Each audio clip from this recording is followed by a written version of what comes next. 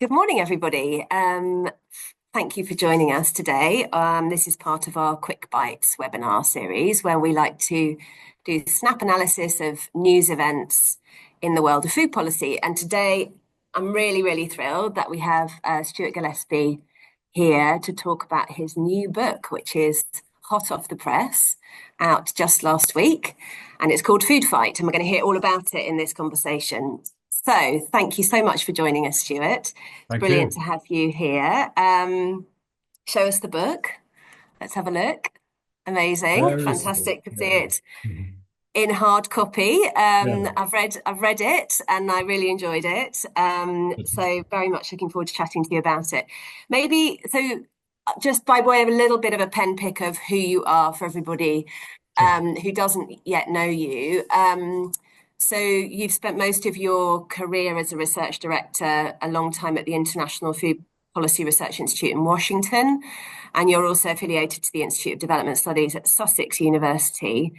So tell us a bit about how you ended up writing. You've written a lot of Sure. books, but this is a sort of different Yeah. type of book from the other ones you've written. So what motivated you to write this particular book? Yeah. I mean, it is a different book. I've written a few others and edited more academic kind of policy facing books, if you like.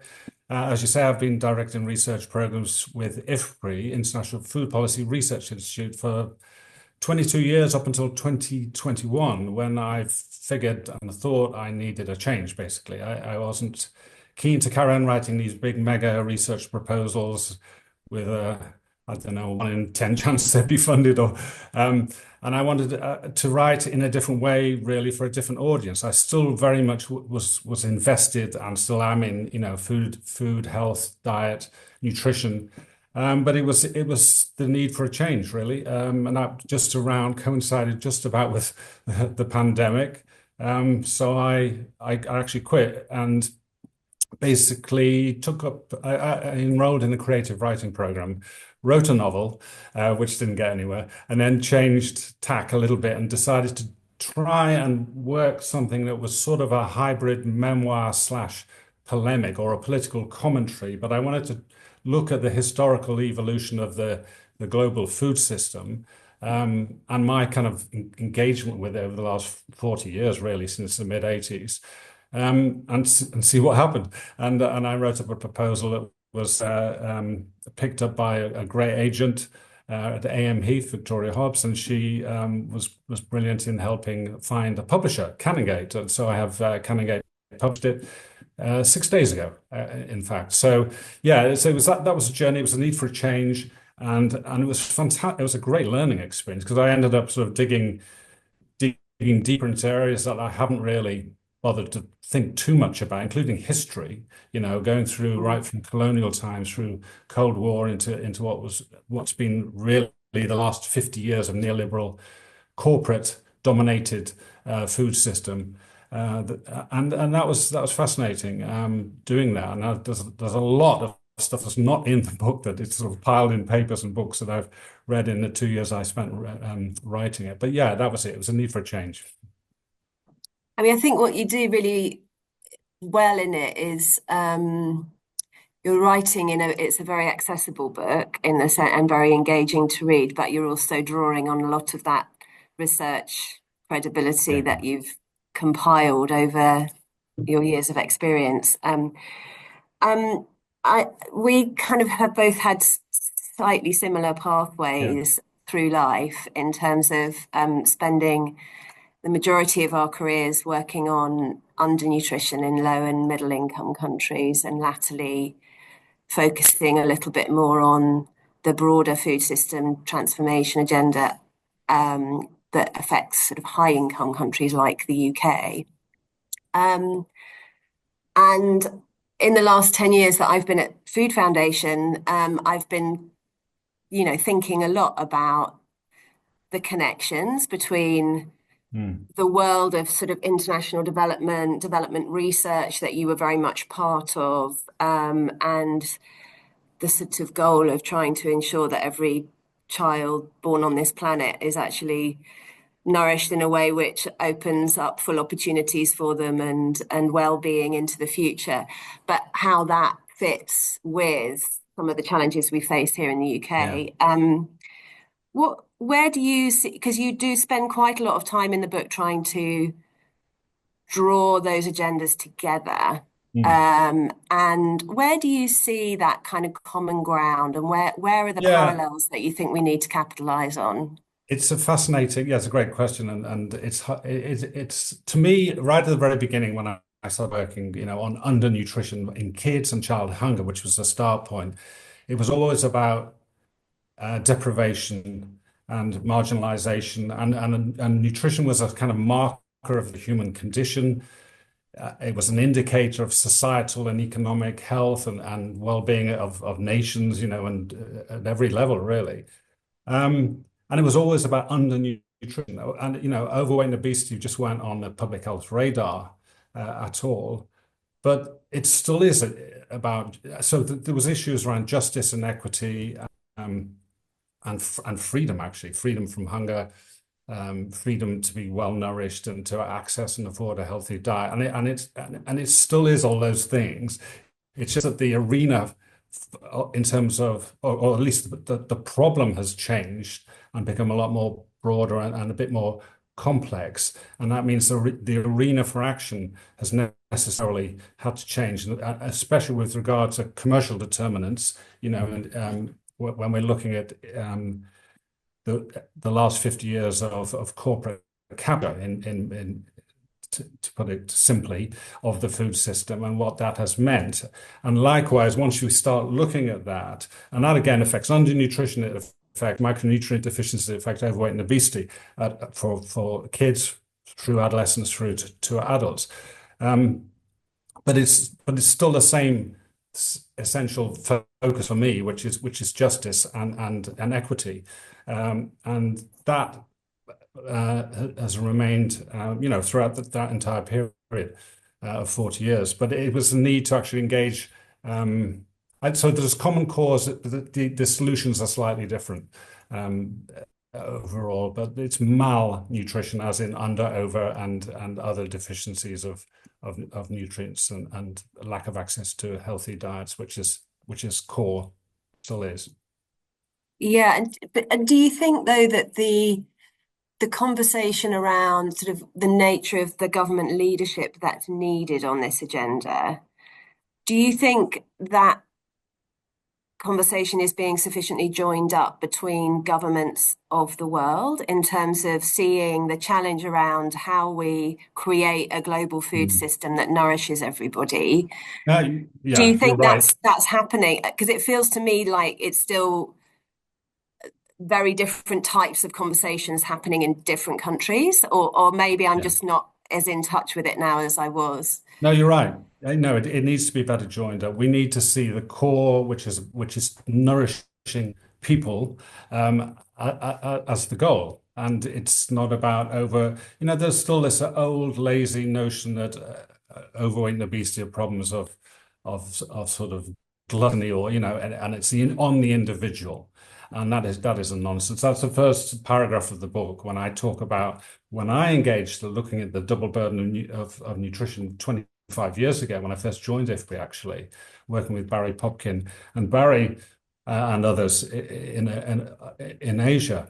And Barry had looked at China and saw this extraordinary, he saw the nutrition transition happening in China. But at that time, we sort of all thought, oh, this is, it's threat, it's not reality. And it wasn't really reality then. But the rapid transition and change that's occurred has left a lot of people, a lot of governments sort of struggling to understand and catch up. And so we joined up. We do need a lot more conversations across sectors, across countries than we're having now, and across disciplines. I also actually think that we need better alliances between academics and activists and policymakers. I think as the more I started digging into this, the more I felt it was about pressing all the buttons at once, almost.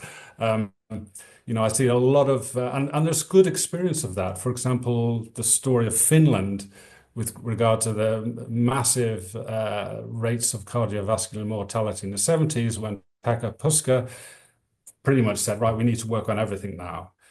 So none of this piecemeal stuff, but actually a proper joined up whole of government approach to addressing what is a massive, not just a public health problem, it was a national problem, and it really paid dividends.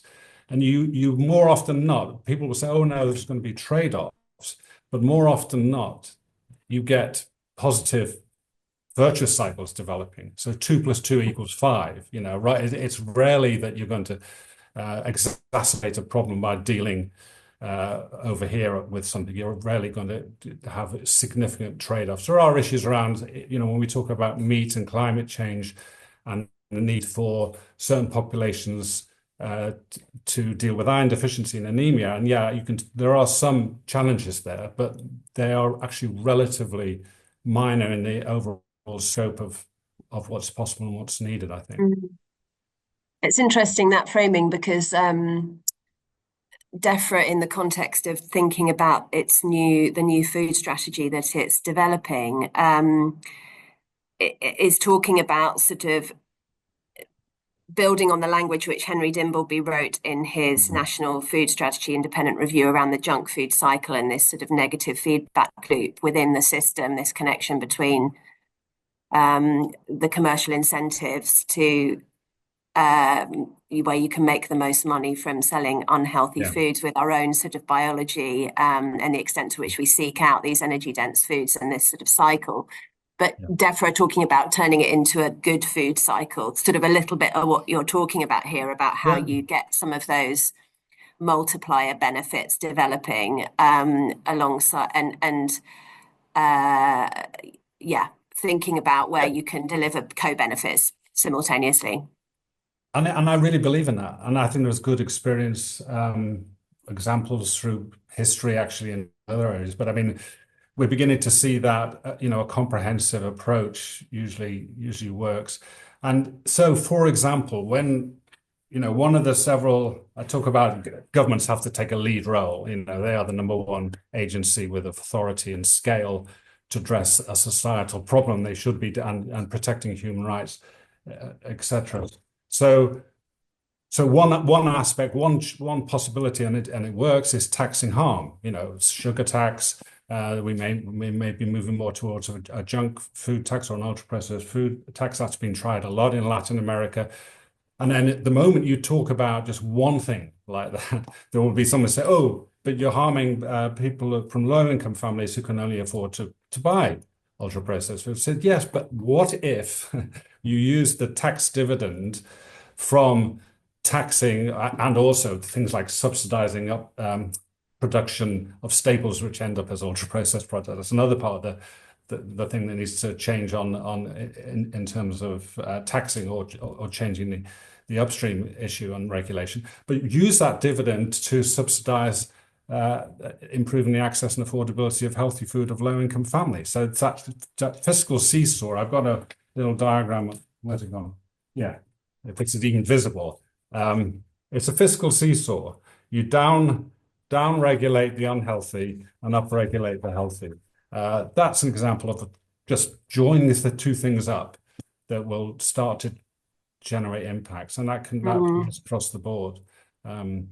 And which are the countries, from your sort of global perspective in the book, where you feel, I mean, you touched on Finland, and maybe that's the best example, but countries where you think the UK could draw inspiration in the process of developing its own food strategy now? Yeah, that's an interesting question. I mean, Finland from the 70s, but the more I looked at this, in terms of especially the challenge of reining in the commercial drivers of the problem of malnutrition and food injustice, you see fantastic examples of stories of progress, stories of change coming out of Latin America. And there's a reason for that, which, well, I think there are several reasons. One of which is it's been happening so fast. The speed of change, not in a good direction, not in a healthy direction, in Latin America has probably been 2 or 3 times faster than we have seen our own dietary profile change.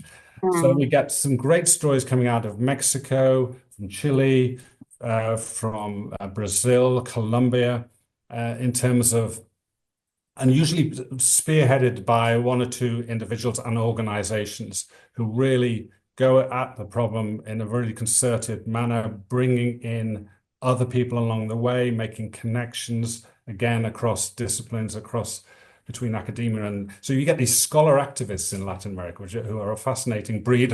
I don't know if we really have them here, who have made great gains, and so, for example, and the story is well known, in Mexico, the way Mexico was swamped with sugary drinks and Coca-Cola when Vicente Fox, who used to be head of Coca-Cola in Mexico, became the president and brought in all his Coca-Cola buddies who were heading up water, heading up energy, and gave out massive bottling concessions to Coke. Ended up with 40,000 deaths per year in the early 2000s due to consumption of sugary drinks, 1 in 6 having diabetes, and then that being turned around to the point at which less than, 5 or 6 years later, they had the very first sugar tax. And that was pioneered by people like Simon Barquera and others, Juana Rivera, and the work that they did in pushing that with El Poder Consumidor. So, there's great alliances that show progress.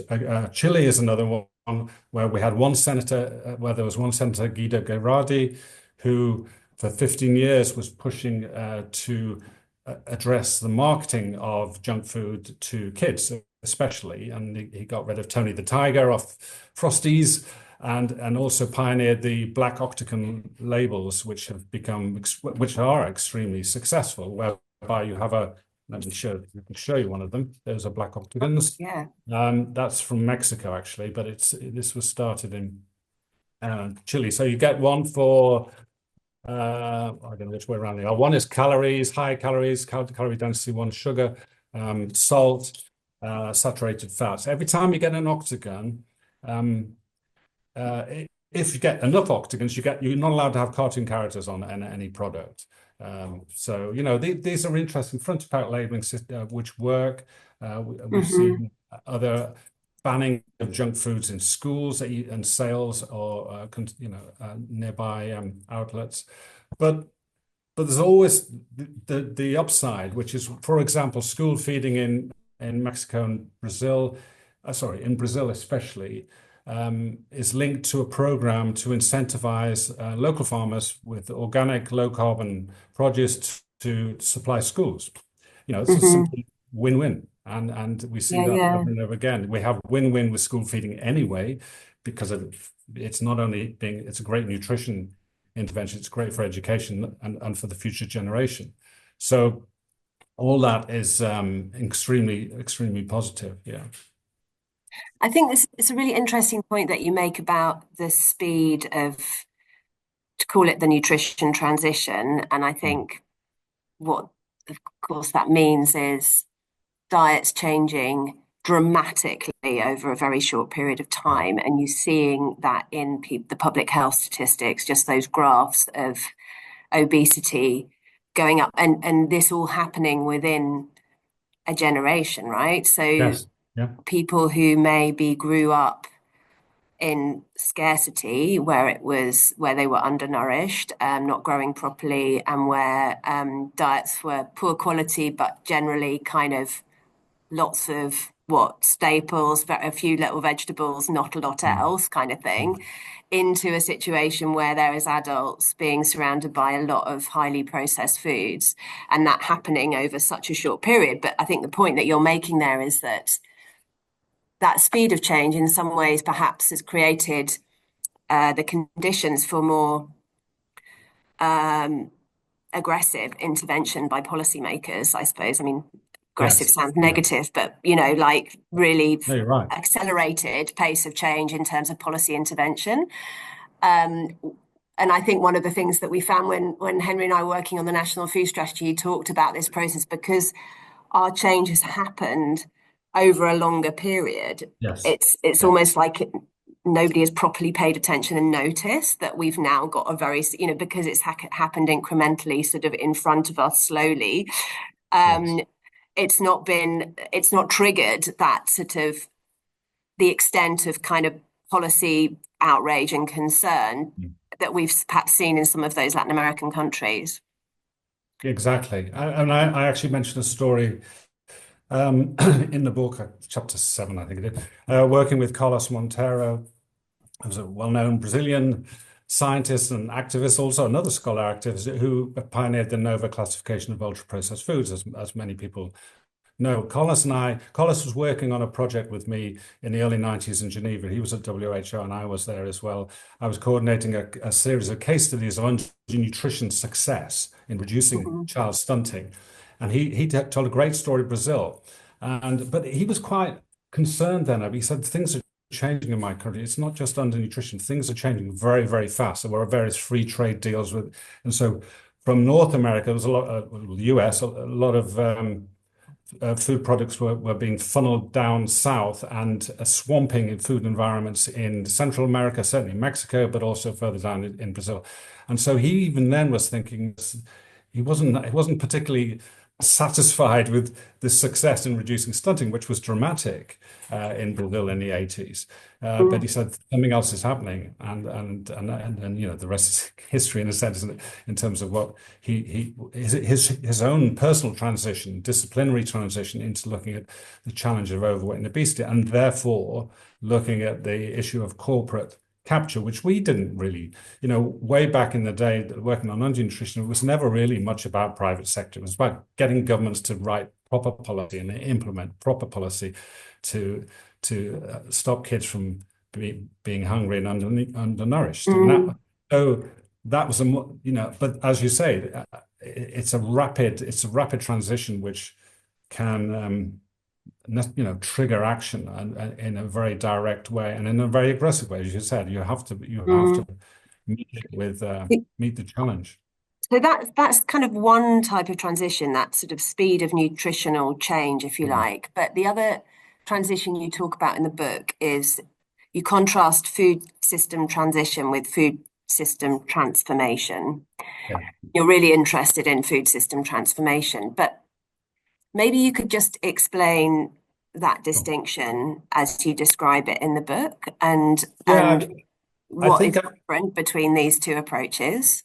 absolutely. Yeah, that's a really important question. I mean, I actually take on the broken food system, and I actually, in my essay, it's not really a broken system. It's a system that has been designed and is controlled by certain very powerful corporate actors for a certain purpose, and that is primarily to make profit, to make money. And so it's not broken to them. I think what we have to have is a different system. We have to have a system that puts people and planet first, that nourishes us and nourishes people. That is the change of purpose. And if there's a change of purpose, and it has to be a change of structure and function, that's a transformation. That's not just tweaking at the margins. It's, incrementalism. And again, it partly goes to this idea of not doing piecemeal stuff. It has to be Mm. comprehensive. So I personally believe. I had my book was reviewed, and somebody said I'm arguing for the end of capitalism. I mean, well, no, it's more mending capitalism. I mean, I would argue that transformation can happen when you take on all aspects of a problem, more or less, not simultaneously, but in a comprehensive, cohesive way.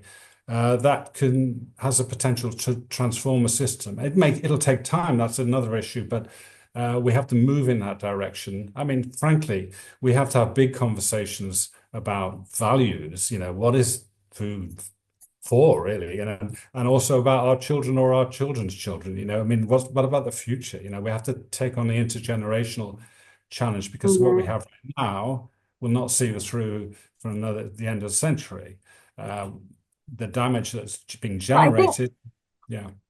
yeah, no, I agree. The challenge is in the actual job of, we as the Food Foundation obviously see ourselves as part of this change process. And I Yeah. think this tension between transition and transformation is very real in the sense that there are there are lots of things that we try and do to improve what I would call like the dominant food system try and make it a little bit better here and now, where you see opportunities for action, very much piecemeal, very much in the transition space, but things that you can get on and do now.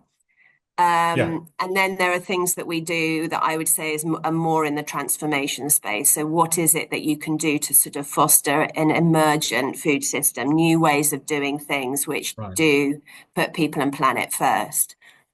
I think I would be of the view that, and I suppose the question is, to what extent are they in contradiction or Yes. opposed to one another, or can you indeed be doing this or pushing on both fronts, and is that the right thing to Yeah. I do? mean, yes. There's nothing wrong with quick wins, but what the point is, you don't lose sight of the bigger picture and the Mm, the longer term goal, and the roadmap, or at least the path to that. And it's again about having a clear sort of plan or strategy um, that is to a certain degree flexible, and has proper buy-in and ownership on the part of people who are affected, um, but those quick wins, it's not the end of the story. I remember again yeah, going back, yeah, we used to think, oh, we have micronutrient supplements now. We'll just focus on that and forget everything else, which happened actually for yeah. 5 years in the 90s. We can't be doing that, but we can look for quick wins like anything else, and get, because they're motivational as well and inspirational, and you see change. And of course, the other challenge with all this is politicians usually last not much more than about 5 years, and they want to see Yeah. Oh, they if want you're they lucky. want us, yeah, if you're lucky, or 5 months. But if they want to see change in a sort of term of office, Mm, they want to ideally be able to say, look, I had a role in, I was involved in that. So, and that's understandable, I mean, but so you look at across the board at opportunities, but what you don't do is just say, oh, okay, we've done 2 things or 3 things. That'll be it. That's fine. Let's go and do something else. No, we have to have keep our eye on the big picture.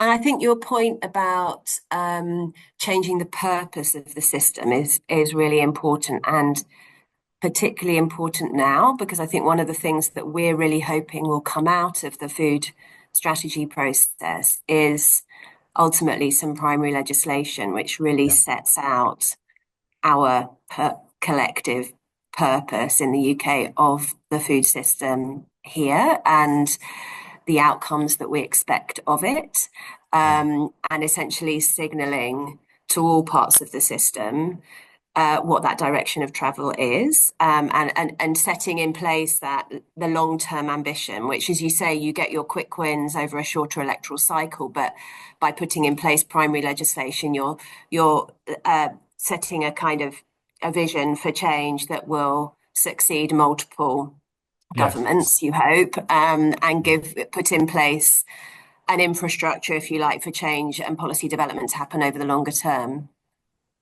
yeah, absolutely. Yeah, and there's an interesting story. Actually, I know we're running out of time. Interesting story of Brazil when Lula came in the second time, and he realized he had to bulletproof some of these big policies through changes of administration or incoming dictators or whatever, um, and so that they stay long term. And they did that with Bolsa Familia, and so the second time with the Zero Hunger program, he built in what he called deep participation. So getting people directly involved, much more engaged than he may have done in the first time around 20 years earlier. Plus a focus on quality of food, not just quantity of food. So those are Mm. 2 big changes in Brazil in those 2 periods 20 years apart, which are very interesting. That's Um, a really good note to end on, this point about deep participation. Again, that's something we're trying to make sure that citizens have a really central yeah, role in the development of the food strategy going forward. But we're just beginning that agenda in the UK, and we've got to really go a yeah, lot further with it. Yeah. Stuart, we've come to the end absolutely. of our time. Thank you so much for joining Thank you. us. And for everybody listening, please don't forget to sign on to the newsletter and the podcast, subscribe to the podcast, both of which have links in the chat for you to look at. And do share the link to this webinar with friends, colleagues who you think might be interested, because we'll obviously be putting it up online so that people can watch the recording. Thanks ever so much, Stuart, and You everybody have a too. great day. See you soon. Likewise. Bye. Bye.